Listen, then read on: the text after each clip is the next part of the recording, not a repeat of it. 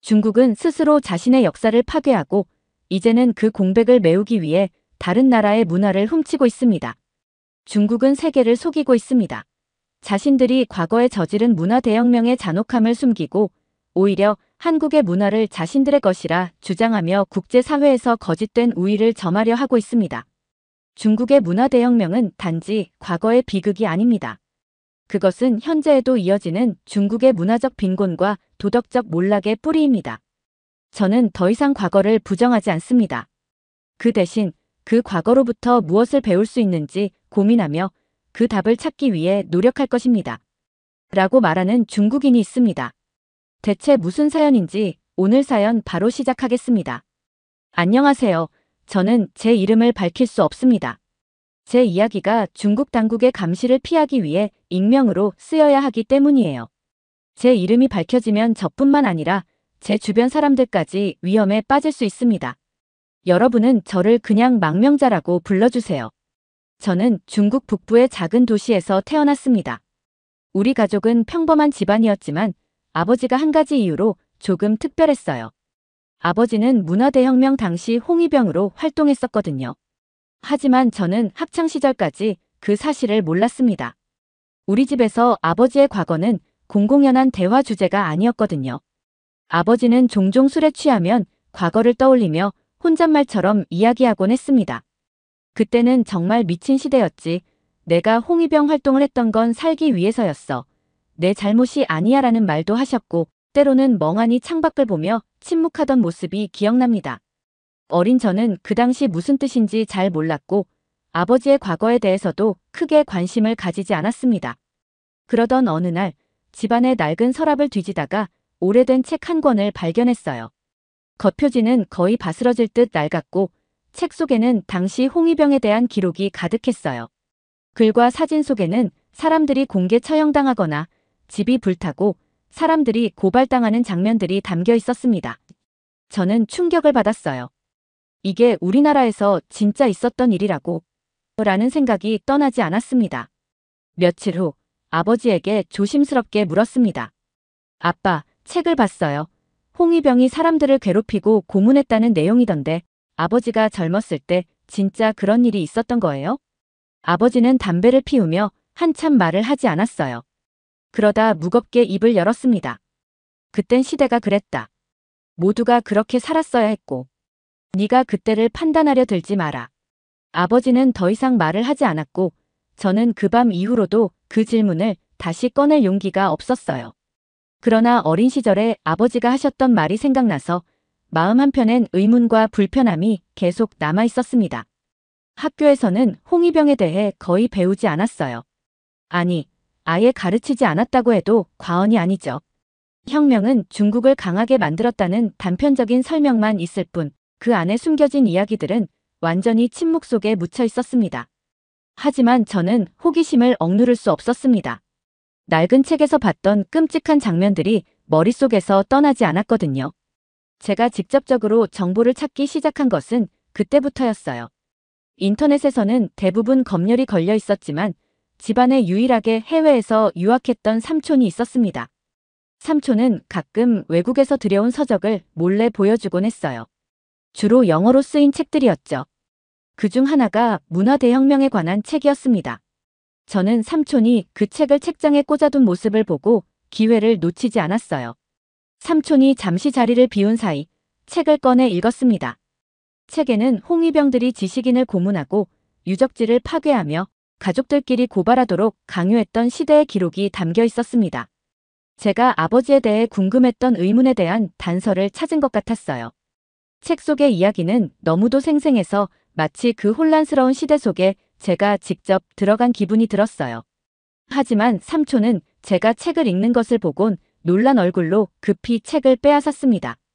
이걸 어디서 봤어? 이런 건 절대 다른 사람에게 말하면 안 돼.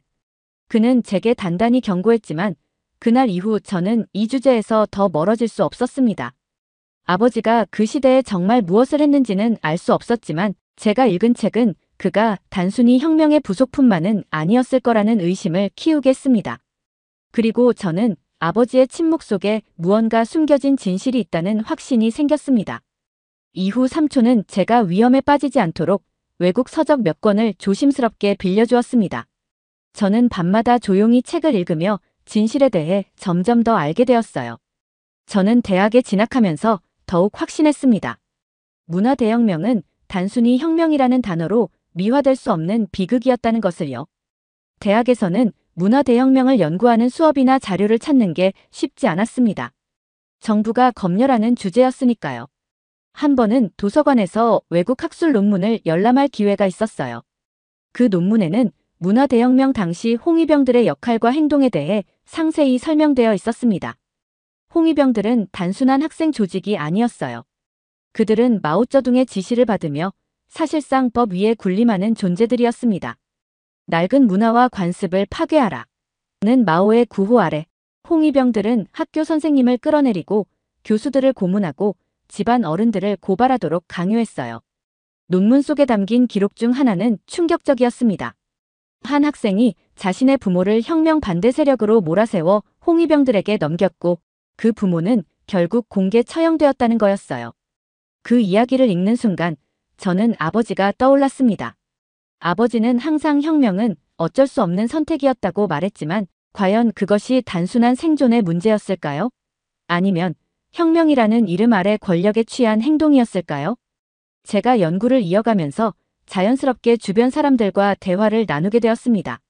몇몇 동료 학생들은 저처럼 더 알고 싶어 했어요. 하지만 대부분은 겁에 질린 얼굴로 이렇게 말했어요. 그런 이야기하면 우리 큰일 나는 거 아니야? 그들의 반응은 제게 경고처럼 들렸습니다. 하지만 저는 멈출 수 없었습니다. 아버지와의 갈등도 점점 심해졌습니다. 어느 날 저녁 아버지에게 이렇게 물었어요. 아빠, 그때 정말 사람들을 끌어내리고 폭력을 휘둘렀어요? 왜 그런 일을 해야 했죠? 아버지는 술잔을 내려놓으며 답했습니다. 그땐 살아남으려면 어쩔 수 없었어. 내가 이해할 수 없는 시대였지. 그렇다면 그 사람들은 왜 죽어야 했는데요? 아빠는 아무 잘못이 없었다고 생각하세요? 아버지는 화를 내며 말했습니다. 그만해라. 혁명이 없었으면 지금 너는 이렇게 앉아서 나를 비판할 수도 없었을 거야. 그날 밤 저는 방에서 홀로 울었습니다. 아버지는 그 시대의 희생자인 동시에 가해자였습니다. 이후 저는 본격적으로 문화대혁명과 홍위병의 잔혹성을 학문적으로 연구하고 기록으로 남기기 시작했습니다. 제가 읽은 자료들과 정리한 글들은 점점 더 깊이를 더해갔지만 그와 동시에 제 주변에는 불안감이 맴돌기 시작했습니다. 조심해. 내가 다루는 주제는 정부가 가장 싫어하는 거야. 친구들의 경고가 마음에 걸렸지만 저는 멈출 수 없었습니다. 제가 작성한 글은 비공식적인 자리에서 조금씩 퍼지기 시작했어요. 학교의 학생 모임이나 소규모 토론 그룹에서 제 생각을 발표하면 조용히 고개를 끄덕이는 사람들이 있었습니다. 내가 말하는 게 맞아. 우리 부모님도 그 시절을 얘기하지 않으려고 해. 뭐가 그리 두려운 걸까? 이렇게 묻는 친구도 있었지만 대다수는 고개를 숙이며 말했어요. 그런 이야기는 하지 않는 게 좋아.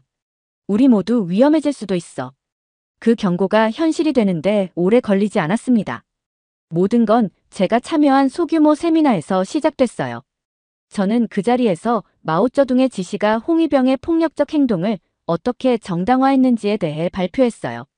제가 준비한 자료에는 홍위병의 학살, 지식인 탄압, 유적 파괴의 구체적인 사례가 담겨 있었습니다. 우리는 혁명을 통해 낡은 질서를 없앴다고 말하지만 사실 그것은 수많은 사람들의 목숨과 문화를 대가로 삼았을 뿐입니다. 발표를 마친 후 방안은 침묵으로 가득 찼습니다. 누구도 박수를 치거나 공개적으로 지지하지 않았어요. 하지만 누군가가 그 내용을 녹음하고 있다는 것은 전혀 예상하지 못했습니다. 며칠 뒤 저는 학교에서 호출을 받았습니다. 담당 교수는 냉랭한 표정으로 저를 바라보며 말했어요. 내가 지금 하고 있는 행동들이 문제가 되고 있다. 너는 아직 어려서 이게 어떤 의미인지 모를 거다. 일이 커지기 전에 여기서 멈추렴. 하지만 저는 조용히 있을 수 없었습니다. 그날 밤 저는 발표 자료를 정리해 더 큰 주제로 논문을 쓰기 시작했어요. 내심 정부 검열의 벽을 넘는 것이 얼마나 위험한 일인지 알고 있었지만 진실을 기록으로 남겨야 한다는 생각이 점점 더 강해졌습니다. 논문이 완성된 후 저는 학술 모임에서 발표할 기회를 얻었습니다. 그날 모임에는 여러 교수님과 학생들이 참석했으며 저는 홍위병과 문화대혁명에 대한 실상을 가감없이 설명했습니다. 발표 내용은 충격적이었고 참석자들 중 몇몇은 놀란 표정을 감추지 못했습니다. 발표 후 대부분은 침묵 속에서 자리를 떠났습니다. 문제가 터진 것은 그로부터 몇 주 뒤였습니다. 학교 복도를 걸어가던 중 낯선 사람들이 저를 막아섰습니다. 이 학생이 맞지? 우리와 함께 가야겠다. 저는 아무런 설명도 듣지 못한 채 강제로 끌려갔습니다. 그들은 저를 좁고 어두운 방에 가두고 묻기 시작했어요.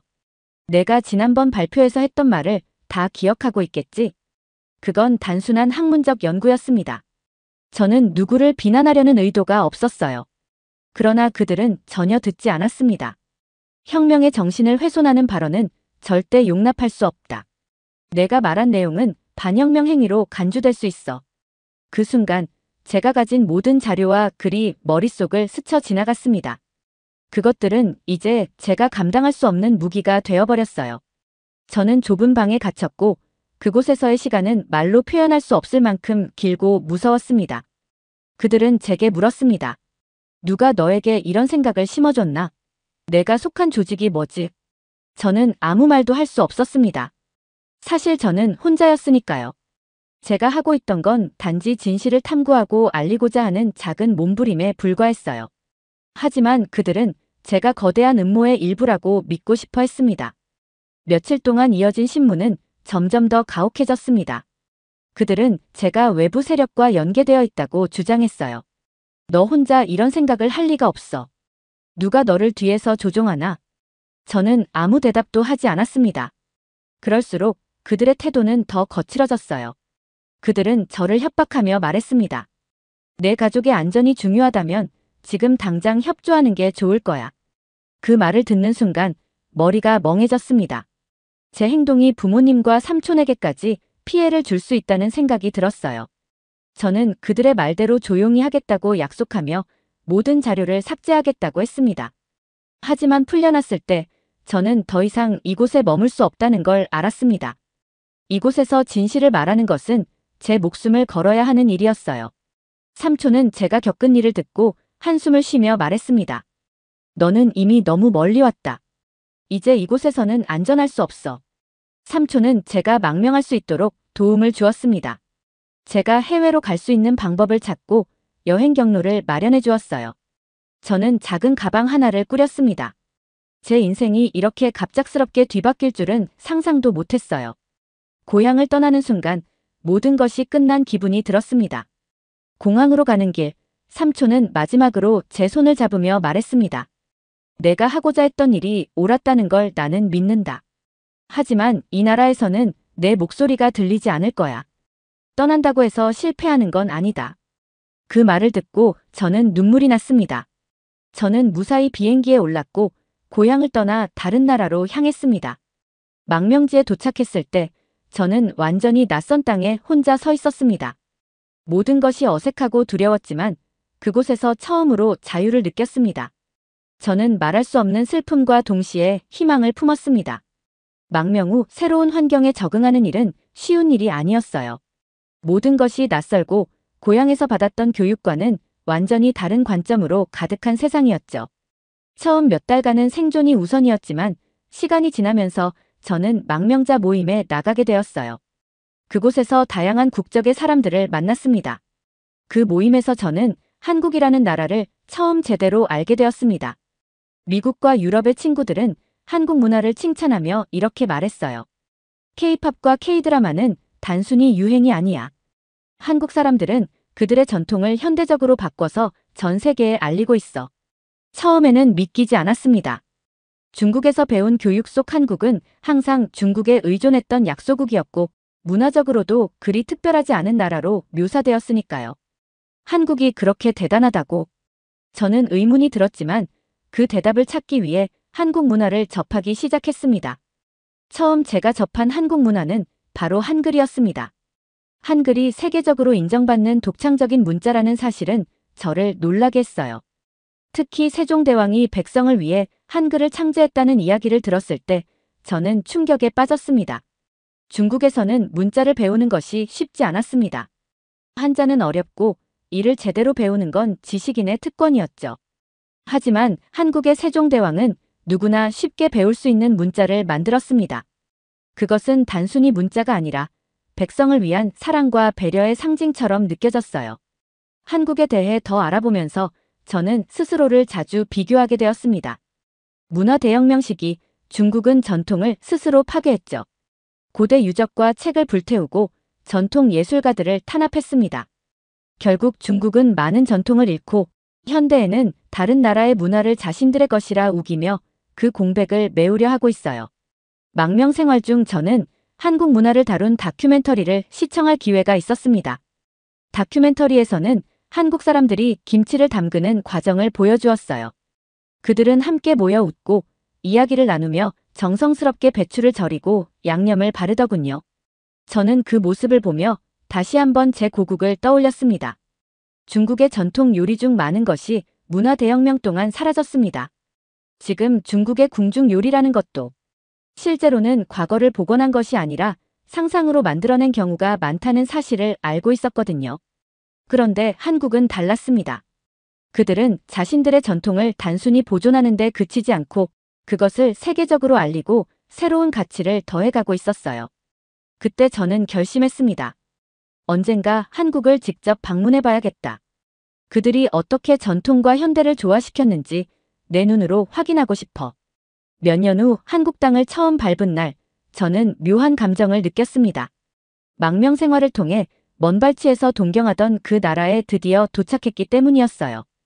공항에서부터 느껴지는 깨끗하고 정돈된 환경, 그리고 사람들의 따뜻한 환대는 제게 새로운 세상을 보여주는 것 같았습니다. 어서 오세요 라는 짧은 인사마저도 저를 반겨주는 듯 했어요.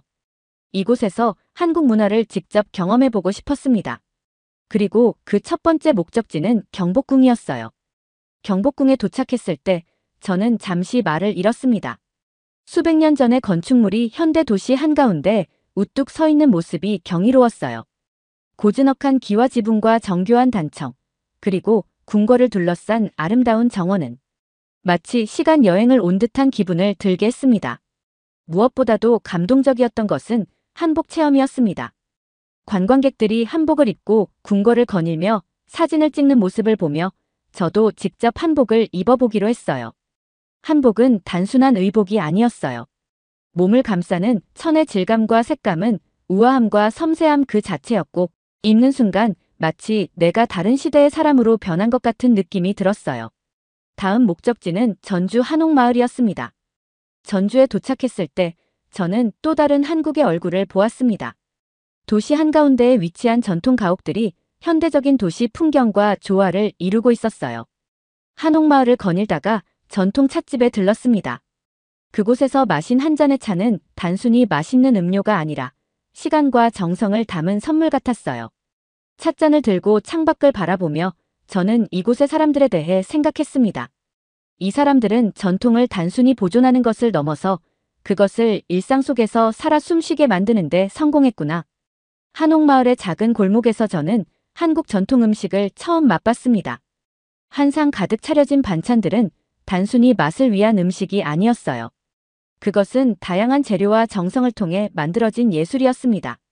한 가지 놀라웠던 점은 한국의 전통이 단순히 과거에 머물러 있지 않았다는 것이었어요. 전주 한옥마을에는 전통을 기반으로 새롭게 창작된 현대적인 상품과 예술 작품들이 많았습니다. 전통과 현대의 조화가 이렇게 아름다울 수 있다는 사실이 제게는 새로운 깨달음으로 다가왔어요. 한국에서의 일주일이 지나자 저는 단순히 여행자가 아니라 그들의 문화와 삶을 깊이 들여다보는 관찰자가 된 기분이 들었습니다. 경복궁과 한옥마을을 거닐던 감동이 가라앉으면서 제 머릿속에는 고국과 한국의 차이가 점점 선명하게 떠올랐습니다. 한국은 끊임없는 외세의 침략과 고난을 겪어왔습니다. 조선시대의 임진왜란부터 현대사의 한국전쟁까지 그들의 역사는 잔혹한 시련으로 가득 차 있었어요. 하지만 그럼에도 불구하고 그들은 자신들만의 정체성을 잃지 않았습니다. 저는 국립중앙박물관을 방문하면서 이 사실을 뼈저리게 느꼈습니다. 그곳에는 한국의 고대부터 현대까지의 역사가 정교하게 전시되어 있었어요. 그들이 얼마나 많은 위기를 겪었는지, 그리고 그럼에도 불구하고 문화를 지켜온 노력이 얼마나 큰지 느낄 수 있었습니다. 그중 가장 인상 깊었던 것은 문화재에 담긴 정체성과 자부심이었습니다. 특히 일본에 의해 약탈되었다가 되돌아온 문화재들이 이야기하는 메시지는 강렬했어요. 그들은 단순히 예술품이나 유물이 아니라 자신의 과거를 되찾으려는 노력의 결과였습니다. 그런데 제고국 중국은 어떨까요? 문화 대혁명이라는 이름 아래 스스로 자신의 역사를 파괴했습니다. 결국 현대 중국은 잃어버린 정체성을 다른 곳에서 찾으려 하고 있습니다. 한복은 원래 중국에서 시작된 거야. 김치는 중국 음식이야. 저조차도 중국에서 자랄 때 이런 말을 듣고 자랐지만 한국을 직접 방문해보고 나서야 그것이 얼마나 터무니없는 주장인지 깨달았습니다. 한복은 한국인의 삶과 철학을 담고 있었고 김치는 단순한 음식이 아니라 한국인들의 공동체 정신을 상징했습니다. 중국이 이 문화들을 자신들의 것이라 주장하는 것은 단순히 그들의 공백을 메우려는 시도일 뿐이라는 것을 깨달았어요. 저는 이제 이해할 수 있었습니다. 중국이 한국 문화를 우리의 것이라고 주장하는 이유는 단순히 문화적 열등감에서 비롯된 것입니다. 우리는 스스로 우리의 전통을 파괴했기 때문에 이제 그 공백을 메우기 위해 다른 나라의 문화를 탐내고 있는 겁니다. 하지만 그 열등감은 더 깊은 문제를 드러내고 있었어요. 우리는 단순히 전통을 잃은 것이 아니라 그것을 복원하려는 의지조차 약해졌다는 사실이었습니다. 한국에서의 경험은 제게 중요한 깨달음을 주었습니다. 문화를 지키고자 하는 노력은 단순히 과거를 보존하는 것이 아니라 미래를 만드는 것이다. 한국은 외세의 침략과 현대의 글로벌 경쟁 속에서도 자신들만의 고유한 정체성을 지키며 그것을 세계적으로 알리는 데 성공했습니다. 하지만 중국은 스스로의 과오로 인해 그 가능성을 잃었고 지금은 다른 나라의 문화를 훔쳐 자신의 것으로 포장하려는 모습을 보이고 있습니다. 저는 그날 밤 제 스스로에게 이렇게 말했습니다. 이 차이를 깨달은 이상 나는 고국의 잘못을 외면할 수 없다. 하지만 그것을 바꾸는 일은 내가 단순히 비난하는 것으로 끝날 수 없다. 한국에서의 마지막 날, 저는 다시 경복궁으로 향했습니다. 처음 경복궁을 방문했을 때 느꼈던 경이로움이 다시 떠올랐습니다. 그 웅장한 궁궐과 섬세한 단청의 색감은 여전히 변함없이 저를 압도했어요. 그러나 이번에는 단순한 관람객으로서가 아니라 이 나라의 역사를 더 깊이 이해한 사람으로서 그곳을 바라볼 수 있었습니다. 궁궐을 거닐다가 한 한국인 가이드를 우연히 만났습니다. 그는 관광객들에게 경복궁의 역사를 설명하고 있었어요. 경복궁은 조선시대의 궁궐입니다. 일본 식민지 시절에 거의 파괴되었지만 한국 사람들의 노력으로 복원되었습니다. 그의 설명 속에는 자부심이 가득 묻어 있었습니다. 저는 그의 말이 끝난 뒤 용기를 내어 말을 걸었습니다. 궁궐이 이렇게 다시 복원된 것이 정말 놀랍습니다. 전쟁과 침략 속에서도 이 모든 걸 지키고 되살려낸다는 건 대단한 일이에요. 그는 제 말을 듣고 미소를 지으며 대답했습니다. 그렇죠. 우리가 힘든 시절을 겪었지만 우리의 문화와 역사를 지키는 것은 포기할 수 없었습니다. 그와의 대화는 제게 큰 울림을 주었습니다. 저는 문화대혁명 시절에 아버지 세대가 저질렀던 실수를 떠올렸습니다. 그들이 저질렀던 폭력과 파괴는 단지 과거의 유산을 없앤 것이 아니라 후대인 제 세대의 깊은 상처와 공백을 남겼습니다. 그러나 한국 사람들은 달랐습니다. 그들은 외세의 침략과 전쟁 속에서도 무너진 문화와 역사를 되살렸고 그것을 자랑스럽게 여길 수 있는 미래로 이어갔습니다. 한국에서의 마지막 밤, 저는 창밖을 바라보며 조용히 다짐했습니다. 나는 아버지 세대가 남긴 부끄러운 유산을 완전히 바로잡을 수는 없겠지만 적어도 그들의 실수를 반복하지는 않을 것이다. 그리고 저는 결심했습니다. 나는 한국처럼 전통과 정체성을 지키고 발전시키는 나라를 존경할 것이다. 그들의 문화를 훔치거나 부정하는 일에 절대 동조하지 않을 것이다. 한국 여행을 마치고 몇 년이 흘렀습니다. 지금 저는 새로운 삶을 살고 있습니다. 하지만 한국에서 배운 것들은 여전히 제 마음속에서 강렬하게 남아 있습니다. 제가 하는 일은 단순하지만 제게는 사명과도 같습니다. 저는 문화대혁명의 진실을 알리는 일을 하고 있어요. 중국이 겪었던 그 참혹한 시기와 그로 인해 우리 세대가 잃어버린 것들을 전 세계에 알리고 있습니다. 어떤 사람들은 묻습니다. 왜 그런 어두운 이야기를 계속하려 하십니까? 그때마다 저는 이렇게 대답합니다. 역사는 잊혀지면 다시 반복됩니다. 우리는 과거의 잘못을 바로잡지 못한 채 미래로 나아갈 수 없어요. 그 말을 할 때마다 저는 한국을 떠올립니다. 그들은 과거의 고난을 단순히 치욕으로 덮어두지 않았습니다. 그들은 잃어버린 것을 되찾기 위해 끊임없이 노력했고 그것을 현대와 미래로 이어갔습니다. 망명 생활은 쉽지 않았습니다. 고향을 떠나 새로운 땅에서 새로 시작한다는 것은 두려움과 고립감을 동반했습니다. 그래서 저는 망명자로서의 삶을 단순히 살아남는데 멈추지 않고 진실을 알리고 싶었습니다. 특히 사람들이 문화와 역사의 가치를 이해하고 배우는데 기여하고 싶었어요. 그 중에서도 제가 가장 집중했던 것은 한국의 사례를 연구하고 그것을 세계와 제5국에 알리는 일이었습니다. 한국에서의 경험을 바탕으로 저는 여러 가지 프로젝트를 시작했습니다. 첫 번째로 저는 한국의 전통 보존과 현대화 과정을 상세히 연구해 필명으로 책으로 펴냈습니다. 책에서는 한국이 전쟁과 침략 속에서도 문화를 어떻게 복원하고 세계적으로 확산했는지, 그리고 그 과정에서 무엇을 배울 수 있는지 다뤘습니다. 이 책은 망명자들 사이에서 작은 반향을 일으키며 더 많은 사람들이 자신의 문화적 뿌리를 돌아보게 했습니다. 두 번째로 저는 강연 활동을 시작했습니다. 제 신분을 밝힐 수 없기에 온라인으로 진행하는 강연이지만 한국의 사례를 이야기하며 문화 대혁명의 교훈과 대비되는 한국의 성공적인 문화 보존 사례를 설명했습니다. 문화는 단순한 유산이 아니라 세대를 잇는 정신입니다라는 제 메시지는 많은 청중에게 울림을 주었습니다.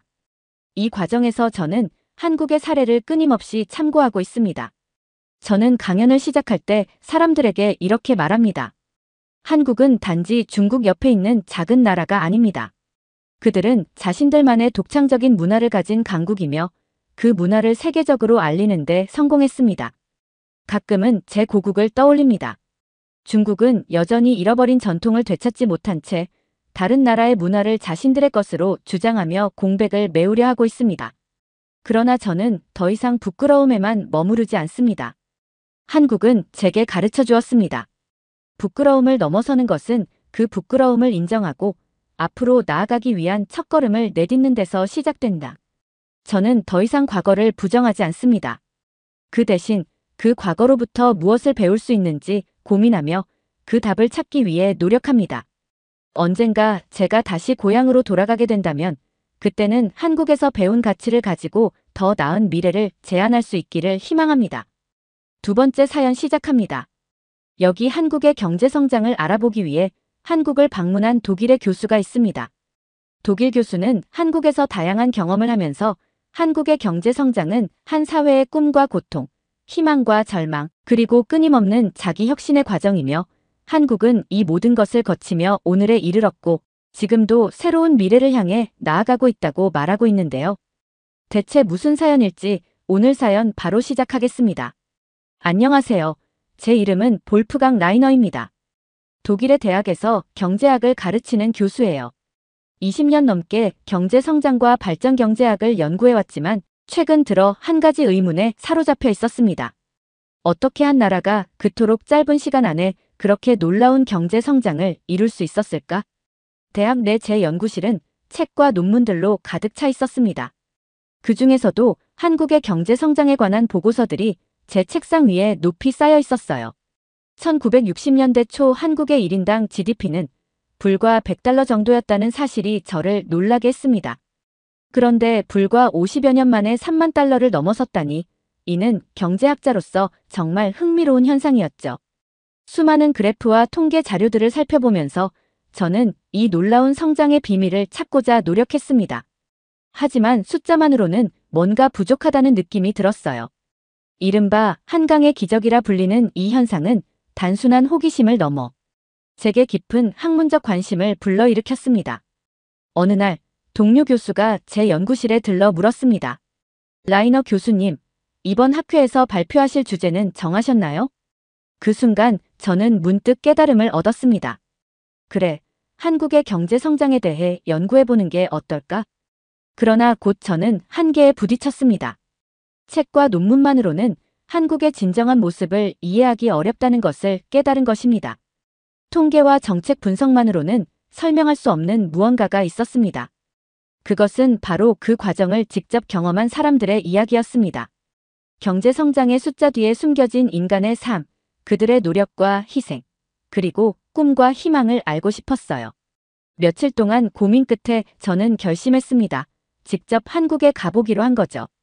단순히 경제 지표를 분석하는 것이 아니라 실제로 그 성장을 이끌어낸 사람들을 만나고 그들의 이야기를 들어야겠다는 생각이 들었어요. 그래야만 진정한 의미의 한강의 기적을 이해할 수 있을 것 같았습니다. 연구 계획서를 작성하고 대학에 연구 휴가를 신청했습니다. 동료들은 제 결정을 의아해했어요. 왜 하필 한국인가요? 다른 나라들도 많은데 말이에요. 저는 미소를 지으며 대답했습니다. 한국의 경험은 특별합니다. 전쟁의 폐허에서 일어나 세계적인 경제 강국이 되기까지 그 과정에는 우리가 배워야 할 무언가가 있을 것 같아요. 그리고 그 경험이 다른 개발도상국들에게도 중요한 교훈을 줄 수 있을 거라고 생각합니다. 한국행 비행기 표를 손에 쥐고 있자니 가슴이 설레기 시작했어요. 이번 여정이 단순한 학술 연구를 넘어 인간의 의지와 가능성에 대한 깊은 통찰을 줄 것이라는 예감이 들었습니다. 연구 계획을 세우며 다짐했어요. 단순히 성공 사례를 찾는 것이 아니라 그 과정의 명암을 모두 살펴봐야 한다고요. 경제 성장의 이면에 있는 사회적 변화와 개인의 삶의 변화까지도 깊이 들여다봐야겠다고 생각했습니다. 13시간의 긴 비행 끝에 저는 드디어 인천국제공항에 도착했습니다. 비행기에서 내리는 순간부터 저는 놀라움의 연속이었어요. 공항의 규모와 시설이 어찌나 현대적이던지 이것이 과연 50년 전 가난했던 나라의 모습일까 하는 의문이 들 정도였습니다. 특히 최첨단 시설과 효율적인 시스템이 눈길을 사로잡았습니다. 입국 수속을 밟으면서도 저는 계속해서 주변을 둘러보았어요. 모든 것이 질서정연하게 움직이고 있었고 직원들의 친절함도 인상적이었습니다. 공항에서 서울로 향하는 길 고속도로를 달리며 창밖으로 보이는 풍경에 감탄했어요. 고층 빌딩들이 하늘을 찌를 듯 솟아있고 첨단 기술로 가득한 도시의 모습이 제 눈앞에 펼쳐졌죠. 호텔에 도착한 후 잠시 휴식을 취하며 생각에 잠겼습니다. 이 나라가 불과 50여 년 전 전쟁의 폐허에서 이렇게 빠르게 성장할 수 있었던 비결은 무엇일까? 호기심이 커져갔어요. 다음 날 저는 일찍 일어나 서울 시내를 둘러보기로 했습니다. 아침 일찍부터 분주히 움직이는 사람들, 깨끗한 거리, 그리고 곳곳에 보이는 첨단 기술의 흔적들. 모든 것이 신선하고 흥미로웠어요. 특히 인상 깊었던 것은 사람들의 표정이었습니다. 바쁘게 움직이면서도 어딘가 모르게 자신감이 넘쳐 보였어요. 그들의 눈빛에서 저는 이 나라의 미래를 향한 열정과 의지를 느낄 수 있었습니다. 오전에는 한국의 현대사를 다룬 박물관을 방문했어요. 그곳에서 본 과거의 사진들과 현재의 모습 사이의 극명한 대비에 놀라움을 금치 못했습니다. 1950년대 전쟁 직후에 폐허가 된 서울 사진, 60년대의 가난한 농촌 모습, 그리고 70년대부터 시작된 급속한 산업화의 흔적들. 이 모든 것이 불과 반세기 만에 일어난 변화라니 정말 믿기 힘들었어요. 박물관을 나오며 한 노인분과 우연히 마주쳤습니다. 그분은 제가 외국인임을 알아보시고 친절하게 말을 걸어주셨어요. 우리는 잠시 대화를 나누었고 그분의 이야기를 들으며 한국의 과거와 현재를 이어주는 살아있는 역사를 만난 듯한 느낌이 들었습니다. 그분의 눈에 담긴 자부심은 제게 깊은 인상을 남겼어요. 우리나라가 이렇게 발전할 줄 꿈에도 몰랐습니다. 노인분이 말씀하셨어요. 전쟁 후에는 하루 세 끼 먹는 것도 힘들었어요. 하지만 우리는 포기하지 않았죠. 모두가 하나 되어 열심히 일했습니다. 그 결과가 바로 지금의 한국이에요. 그분의 말씀을 들으며 저는 한국의 경제 성장 뒤에 숨겨진 수많은 개인의 이야기들을 상상해 보았습니다. 그들의 노력, 희생, 그리고 꿈이 모여 오늘날의 한국을 만들어냈다는 사실이 가슴 깊이 와닿았어요. 호텔로 돌아오는 길에 보이는 젊은이들의 모습도 인상적이었습니다. 그들의 패션, 사용하는 기기들, 그리고 활기찬 모습은 현대 한국의 또 다른 면모를 보여주는 듯 했어요. 이 젊은이들은 과거의 고난을 겪은 세대와는 또 다른 경험을 하며 자라났겠지만 그들의 부모와 조부모가 만들어낸 기적의 혜택을 누리고 있다는 생각이 들었습니다. 한국에 방문하고 며칠 뒤 저는 서울대학교에서 열리는 경제학 세미나에 참석하기로 했어요. 그곳에서 한국의 학자들과 만나 이야기를 나누며 제 의문에 대한 답을 조금이나마 찾을 수 있기를 기대했습니다. 서울대학교에서 열린 경제학 세미나는 제게 많은 것을 생각하게 해주었습니다. 특히 한국의 경제 발전에 관한 발표가 한창일 때 저는 박정희라는 이름을 듣게 되었습니다. 발표자가 박정희 대통령의 경제 정책이 없었다면 오늘날의 한국 경제는 존재하지 않았을 것입니다라고 말했을 때 저도 모르게 귀가 쫑긋해졌습니다. 세미나가 끝난 후 저는 발표자인 김진호 교수님께 다가갔어요. 박정희 대통령에 대해 더 자세히 알고 싶습니다. 제게 설명해 주실 수 있을까요? 김 교수님은 흔쾌히 승낙하시며 근처 카페로 저를 안내하셨습니다. 박정희 대통령은 1960년대 초 집권했을 때 한국은 극심한 빈곤에 시달리고 있었어요. 김 교수님의 설명이 시작되었습니다. 그는 우리도 잘 살 수 있다는 강력한 비전을 제시했죠. 경제개발 5개년 계획을 수립하고 수출 주도형 성장 전략을 폈습니다. 커피를 마시며 이야기를 듣다 보니 점점 더 흥미가 생겼어요.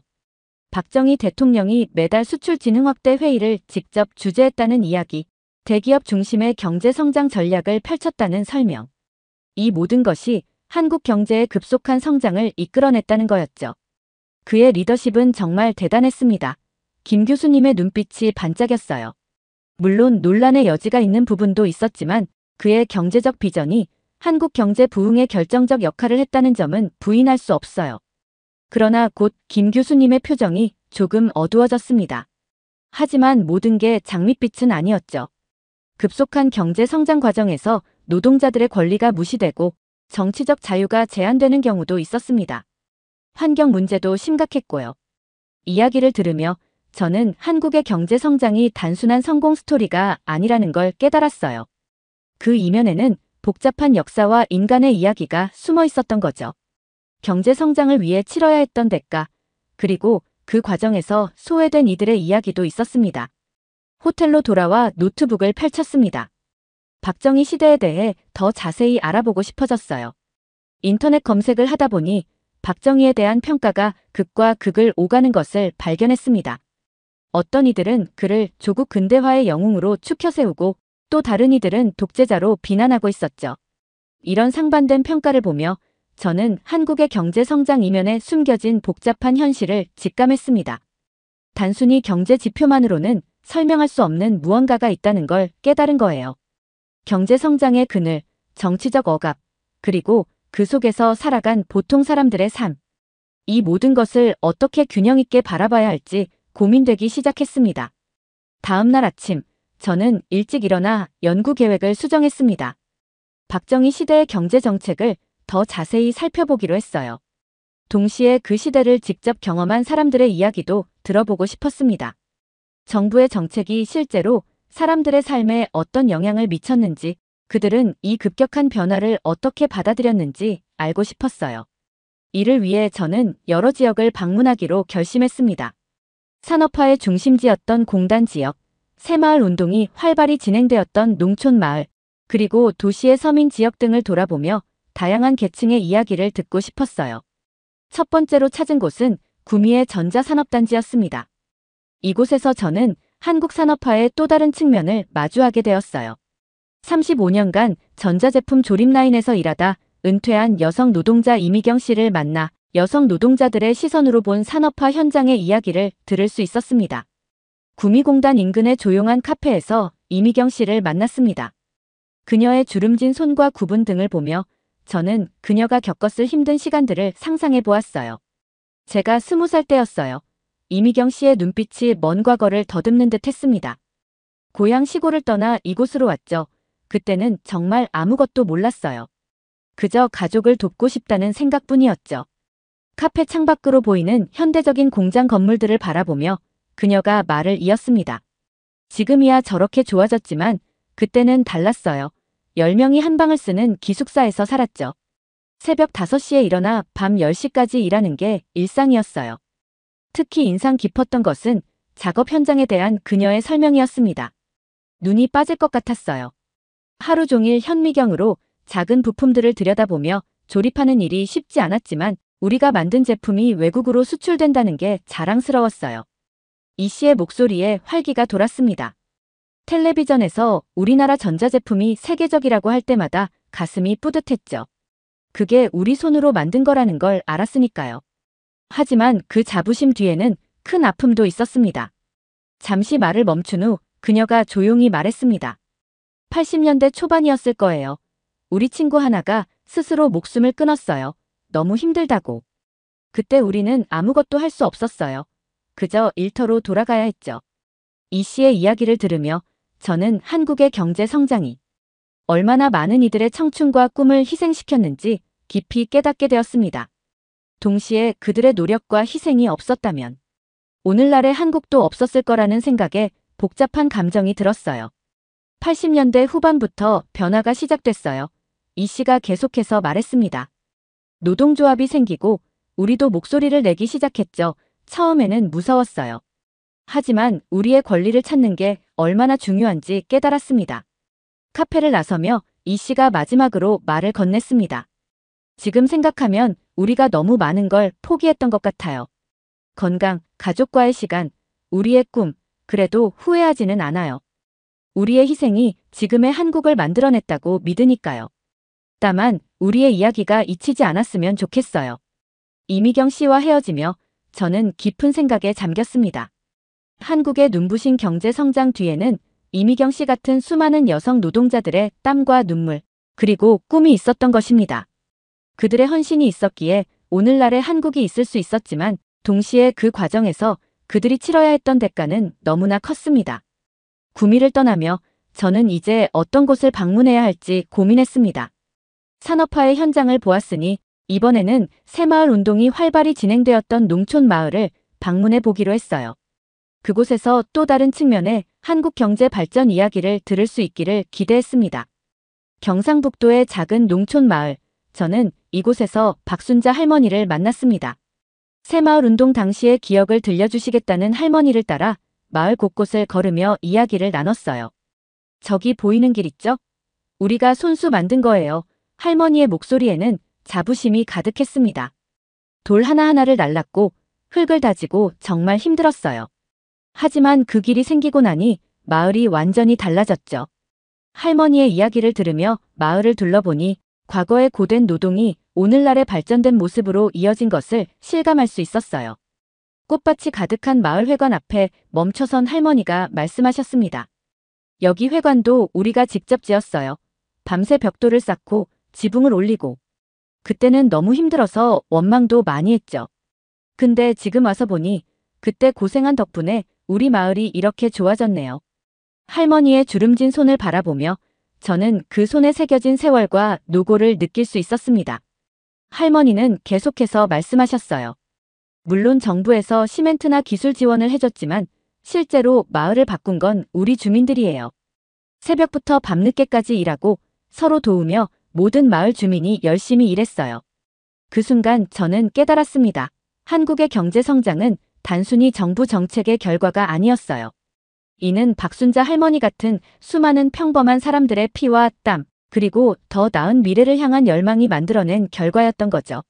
하지만 동시에 마음 한구석이 무거워졌습니다. 할머니, 그 과정에서 포기해야 했던 것들도 있었겠어요.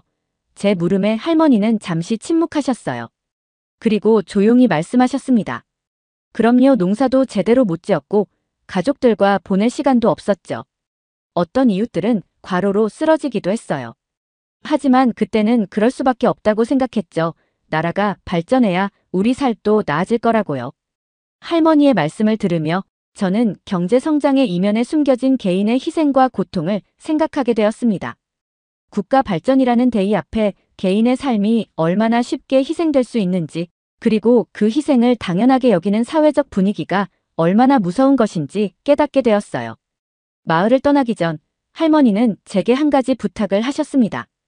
교수님, 우리 이야기를 쓰실 때 이것만은 꼭 기억해 주세요. 우리는 강요받아서가 아니라 스스로 선택해서 이 길을 걸었다는 걸요. 힘들었지만 그때 우리는 행복했어요. 우리가 나라를 변화시키고 있다는 자부심이 있었거든요. 할머니의 말씀은 제게 깊은 울림을 주었습니다. 경제 성장의 이면에 있는 개인의 희생과 고통, 그리고 동시에 그들이 느꼈던 자부심과 희망. 이 모든 것이 복잡하게 얽혀 오늘날의 한국을 만들어냈다는 것을 이해하게 되었어요. 농촌 마을을 떠나 서울로 돌아오는 길에 저는 지금까지 들은 이야기들을 곱씹어 보았습니다. 산업 현장의 노동자들, 농촌의 주민들. 그들의 이야기는 서로 달랐지만 공통점도 있었어요. 바로 더 나은 미래를 향한 열망과 그것을 위해 기꺼이 감내한 희생이었습니다. 서울에 도착한 후 저는 한국의 경제 발전을 좀 더 객관적인 시각에서 바라볼 수 있는 전문가를 만나고 싶어졌습니다. 그래서 서울의 한 경제연구소를 찾아갔어요. 그곳에서 저는 박정희 시대를 직접 경험하고 연구한 김영호 교수를 만났습니다. 김 교수의 연구실 창밖으로 보이는 서울의 고층 빌딩들을 바라보며 우리는 한국 경제 발전의 역사적 순간들을 되짚어 보았습니다. 박정희 대통령의 리더십은 정말 특별했습니다. 김 교수가 말문을 열었습니다. 그는 가난에 허덕이던 나라의 명확한 비전을 제시했어요. 우리도 잘 살 수 있다는 믿음을 국민들에게 심어주었죠. 그의 경제개발 5개년 계획은 국가 발전의 청사진이 되었습니다.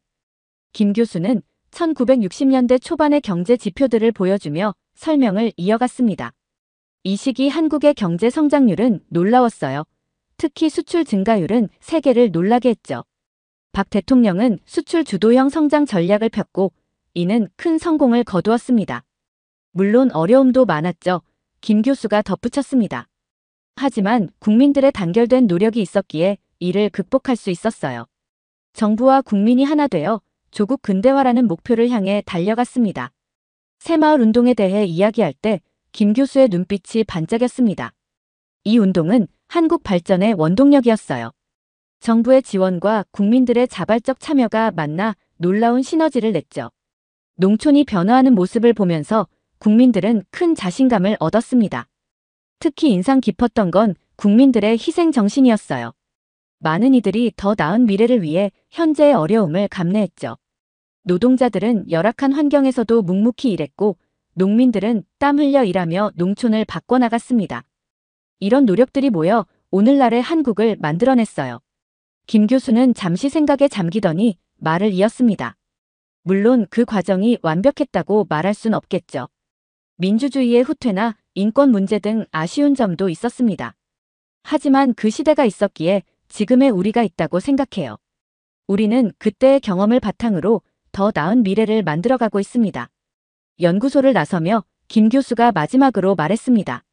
한국의 경제 발전은 정말 특별한 이야기예요.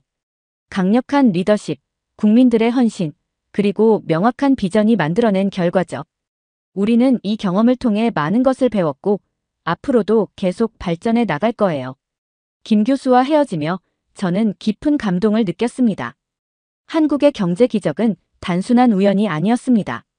그것은 지도자의 비전, 국민들의 헌신적인 노력, 그리고 더 나은 미래에 대한 공통된 열망이 만들어낸 결과였습니다. 하지만 동시에 많은 의문도 들었습니다. 과연 이런 급속한 경제 성장이 모든 이에게 이로운 것이었을까? 그 과정에서 소외된 이들은 없었을까? 그리고 이런 발전 모델이 현재와 미래에도 여전히 유효할까? 이런 질문들을 안고 저는 한국의 현재와 미래에 대해 고민하는 젊은 세대의 목소리를 들어보고 싶어졌습니다.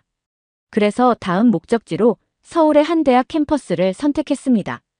서울의 한 대학 캠퍼스. 저는 이곳에서 한국 현대사를 연구하는 박지원 교수를 만났습니다. 그녀의 부모님 세대가 겪은 산업화 시대의 경험과 그 이후 한국 사회의 변화에 대해 이야기를 나누었습니다. 캠퍼스 내 잔디밭에 앉아 박 교수가 말문을 열었습니다. 우리 부모님 세대의 희생이 오늘날 한국의 경제적 성공을 만들어냈어요. 하지만 그 과정에서 생긴 상처들도 적지 않습니다. 그녀는 잠시 생각에 잠기더니 말을 이어갔습니다. 급속한 산업화 과정에서 노동자들의 권리는 종종 무시되었고 환경 문제도 심각했죠. 정치적 자유도 제한되었고요. 이런 문제들은 80년대 후반부터 본격적으로 수면 위로 떠올랐습니다. 박 교수의 설명에 따르면 1987년 민주화 항쟁을 기점으로 한국 사회는 큰 변화를 겪게 되었습니다. 경제 성장뿐만 아니라 민주주의와 인권, 그리고 삶의 질에 대한 관심이 높아졌고 국민들은 더 이상 경제 발전만으로는 만족하지 않게 되었다고 했습니다. 우리는 캠퍼스를 천천히 거닐며 대화를 이어갔습니다. 90년대 이후 한국은 경제 성장과 민주화를 동시에 이뤄내는 놀라운 성과를 보여줬어요. 박 교수의 목소리에 자부심이 묻어났습니다. 노동권이 강화되고 환경 보호에 대한 인식도 높아졌죠. 시민사회의 목소리도 커졌고요. 하지만 그녀의 표정이 곧 진지해졌습니다. 물론 아직도 해결해야 할 문제들이 많아요.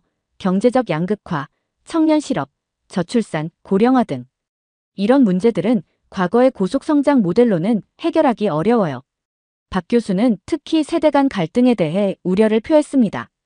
부모 세대는 경제 성장을 위해 많은 것을 희생했어요. 하지만 젊은 세대는 다른 가치관을 가지고 있죠. 이 간극을 어떻게 좁혀나갈 것인가가 우리의 과제입니다. 그녀는 또한 과거사 청산의 중요성도 강조했습니다. 산업화 시대의 인권 침해나 정치적 탄압에 대한 진상 규명과 피해자 보상 등이 이뤄지고 있으며 이는 과거의 상처를 치유하고 더 나은 미래로 나아가기 위한 중요한 과정이라고 설명했습니다. 박 교수와의 대화를 통해 저는 한국의 경제 성장 과정이 단순한 성공 신화가 아니라 도전과 극복, 그리고 끊임없는 자기 반성과 혁신의 과정이었음을 깨달았습니다. 캠퍼스를 나서며 저는 한국 사회가 겪어온 변화와 현재 직면한 도전들에 대해 깊이 생각하게 되었어요. 경제 성장의 그늘에 가려졌던 문제들을 직시하고 이를 해결하기 위해 노력하는 한국의 모습은 매우 인상적이었습니다. 서울을 떠나며 저는 한국의 역사가 단순한 경제 성장의 이야기를 넘어 끊임없는 자기 혁신과 발전의 과정이었음을 깨달았습니다. 과거의 상처를 치유하며 더 나은 미래를 향해 나아가는 한국의 모습에서 저는 희망과 가능성을 보았습니다. 인천국제공항의 출국장, 저는 창밖으로 보이는 활주로를 멍하니 바라보고 있었습니다. 몇 주간의 연구 여정이 주마등처럼 스쳐 지나갔습니다. 한강의 기적이라 불리는 한국의 경제 성장. 처음 이 연구를 시작했을 때 저는 단순히 경제 지표와 정책을 분석하는 것으로 충분하리라 생각했습니다. 하지만 이제 저는 그것이 얼마나 순진한 생각이었는지 깨닫고 있었습니다. 구미의 전자공장에서 만난 이미경 씨의 떨리는 목소리, 경상북도 농촌마을에서 만난 박순자 할머니의 깊이 팬 주름, 창원의 기계공업단지에서 들은 박민수 씨의 주름진 손, 이들의 이야기는 재계 숫자 너머의 진실을 보여주었습니다. 한국의 경제 성장은 단순한 통계의 나열이 아닌 수많은 개인의 꿈과 희생, 그리고 열정이 만들어낸 살아있는 역사였습니다. 비행기 탑승을 기다리며 저는 이번 연구를 통해 느낀 점들을 곱씹어 보았습니다. 박정희 대통령으로 대표되는 강력한 리더십, 그리고 그의 화답한 국민들의 단합된 노력. 이 두 가지가 만나 일어난 변화는 실로 놀라웠습니다. 하지만 동시에 그 과정에서 치러야 했던 대가 역시 결코 작지 않았습니다. 민주주의의 후퇴, 인권의 유린, 노동자들의 고통. 이 모든 것들이 발전이라는 이름 아래 정당화되었던 시절이 있었습니다. 그러나 더욱 놀라웠던 것은 현재 한국 사회의 모습이었습니다. 과거의 찬란한 경제적 성과를 자랑스러워하면서도 동시에 그 과정의 잘못을 인정하고 반성하는 모습. 그리고 이를 바탕으로 더 나은 미래를 만들어가려는 노력. 이러한 균형 잡힌 시각과 끊임없는 자기 혁신의 의지야말로 제가 본 한국의 진정한 힘이었습니다. 탑승 안내방송이 울리자 저는 천천히 일어났습니다. 독일로 돌아가는 이 비행기 안에서 저는 이번 연구가 가진 의미를 다시 한번 생각해 보았습니다. 한국의 경험은 단순히 한국가의 성공 사례를 넘어 인간의 의지와 가능성에 대한 깊은 통찰을 제공하고 있었습니다. 그것은 경제 발전과 사회 정의, 물질적 풍요와 정신적 가치 사이의 균형을 어떻게 찾아갈 것인가에 대한 살아있는 교과서와도 같았습니다. 비행기가 서서히 활주로를 달리기 시작했습니다. 창밖으로 빠르게 지나가는 한국의 풍경을 바라보며 저는 이 나라의 미래에 대해 생각했습니다. 과거의 상처를 치유하고 새로운 도전에 맞서는 한국의 모습에서 저는 희망과 가능성을 보았습니다. 한강의 기적은 끝나지 않았습니다. 그것은 지금도 계속되고 있으며 앞으로도 세계에 많은 영감을 줄 것입니다. 한국의 경제 성장. 그것은 단순한 숫자의 증가가 아닙니다. 그것은 한 사회의 꿈과 고통, 희망과 절망, 그리고 끊임없는 자기 혁신의 과정입니다. 한국은 이 모든 것을 거치며 오늘에 이르렀고 지금도 새로운 미래를 향해 나아가고 있습니다. 이제 독일로 돌아가 이 연구 결과를 정리하며 저는 단순히 한국의 경제 성장 과정을 설명하는 것을 넘어 인간과 사회의 발전에 대한 더 깊은 통찰을 전하고 싶어졌습니다. 한국의 이야기는 우리에게 경제적 성공 이상의 것을 말해주고 있습니다. 그것은 바로 인간의 무한한 가능성과 더 나은 미래를 향한 끊임없는 도전 정신에 대한 이야기입니다. 한국, 그리고 한국 국민 여러분, 여러분의 이야기를 들려주셔서 정말 감사합니다. 이 소중한 경험을 바탕으로 더 나은 세상을 만드는 데 기여하고 싶습니다. 다시 한번 감사합니다. 오늘 사연이 재미있으셨다면 구독과 좋아요, 알림 설정까지 부탁드립니다. 더 재미있는 사연으로 돌아오겠습니다. 이상 감동탐험이었습니다.